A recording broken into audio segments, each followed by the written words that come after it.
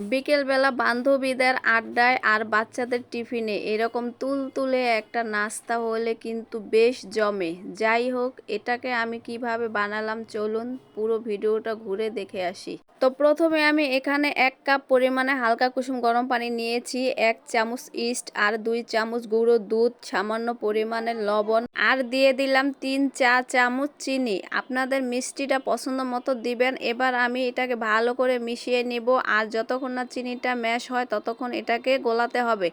এরপর আমি 1.5 কাপ আটা দিয়েছি, আপনারা চাইলে ময়দাও ব্যবহার করতে পারেন। এটা ভালো করে ম্যাশ করে একটা ডো তৈরি করতে হবে। এবার আমি হাত দিয়ে ভালোভাবে এটাকে মথে নিব। মথে নেওয়া হয়ে গেলে এটাকে আমি উপর থেকে হালকা একটু তেল দিয়ে ব্রাশ করে রেখে দিব আধ ঘন্টার জন্য। এরপরে ঢাকনা দিয়ে ঢেকে দিলাম। এবার আমি চলে গেলাম রান্নাঘরে। প্রথমে কড়াইয়ের মাঝে কিছুটা তেল আমি দিয়ে দিলাম, এর উপরে কুচি করা দিয়ে দিলাম আমি মুরগির মাংস।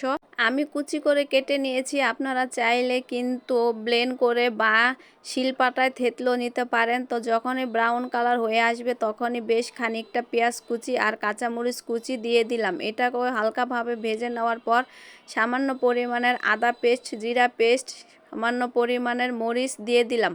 আর এখানে আমি হলুদ ব্যবহার করিনি, চাইলে আপনারা ব্যবহার করতে পারেন। তো যাই হোক, এখানে যখন আমি একটু মাংস দিয়েছি, তো মাংস রান্না করার মোটামুটি সব ধরনের মশলাটাই আমি ইউজ করব। তো এখানে আমি আমার হাতে বানানো একটা মশলা ব্যবহার করেছি আর দিয়ে দিলাম ম্যাজিক মশলা একটা। ভালোভাবে নাড়াচাড়া দিয়ে এটার উপরে আমি একটা সস দিয়ে দিলাম। ভালোভাবে নেড়ে চেড়ে এই পুরটাকে রান্না করে নিতে হবে। আর এখানে আমি গাজর আর বাঁধাকপি ব্যবহার করেছি। যাই হোক, আমার পুরটা রেডি। এবার ডোটার অবস্থা দেখেন, ফুলে একদম টুইটুম্বুস হয়ে গেছে। তো হাত দিয়ে আমি ভালো করে আবারও চেপে এটার ভিতরে হাওয়াটা বের করে আমি এরকম একটা পিঁড়িতে একটু মথে নিয়ে এরকম পিস পিস করে নিয়েছি। তো আপনারা যতটা বানাবেন ঠিক ততটাই পিস করে নিতে পারেন। তো এখানে আমার 1.5 কাপ আটাতে 6টা পিস হয়েছে। আর এভাবে আমি এখন বেলুন পিঁড়ি দিয়ে লম্বা আকারে বানিয়ে নিব। আর ভিতরে পুরটা দিয়ে আমি এই 2 পাশ থেকে চেপে নিব। এই রেসিপিটা একবার যদি বানিয়ে আপনি বাচ্চাদের খাওয়ান, যে কেউ খেলে কিন্তু এর স্বাদ আর কখনোই ভুলতে পারবে না। এত মজার একটা রেসিপি। যাই হোক, এই চিকেন বাম আপনি বানিয়ে মেহমানের সামনে দিলেও কিন্তু মেহমান অনেক পছন্দ করে খেয়ে নেবে, আর রেসিপিটাও আপনাদের কাছ থেকে চেয়ে নেবে। তো আমি আরও একটা বানিয়ে দেখিয়ে দিলাম।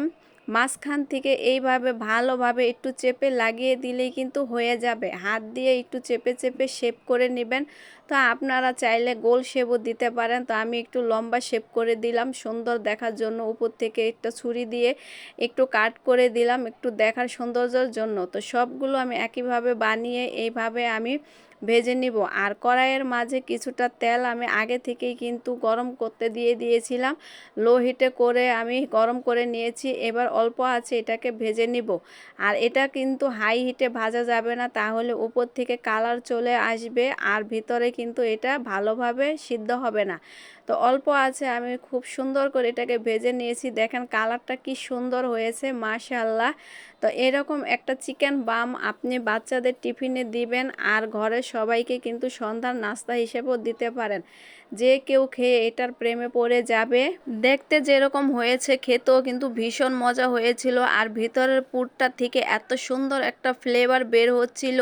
তো এই তো আমি আপনাদেরকে এখন ভেঙে একটা দেখিয়ে দেব। আর দেখেন উপর থেকে যে সুন্দর কালার আর সফট হয়েছে, একদম নরম তুলতুলে, ভিতরের পুরটা কতটা লোভনীয় লাগছে।